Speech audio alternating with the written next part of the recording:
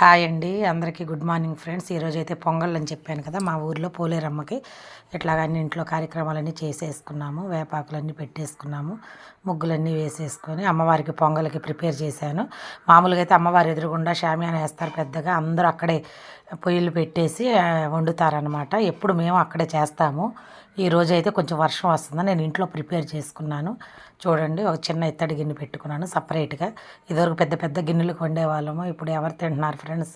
ఇస్తున్నా కానీ స్వీట్లు ఎక్కువ తినట్లేదు కదా ఫ్రెండ్స్, అందుకని చెప్పి కొంచెంగా పెట్టుకున్నాను. ఉన్న దాంట్లో అందరికీ పెట్టేస్తాము. ఇంకా పిల్లలు కూడా ఎవరు లేరు, మేము ముగ్గురు ఉన్నాం, అందుకని చెప్పి కొంచెంగా పెట్టుకున్నాము. అమ్మవారికి అయితే పొంగలి ఆవు పాలతో పొంగించుకున్నాం, బాగా పొంగింది. అమ్మవారి దయ వల్ల కరుణాకృపతో చల్లగా అమ్మవారు అందరినీ ఆమె ఆశీస్సులు అందరికీ ఉండాలని మనస్ఫూర్తిగా కోరుకుంటూ అందరూ సంతోషంగా ఉండాలని కోరుకుంటున్నాను ఫ్రెండ్స్. Okay friends, bye.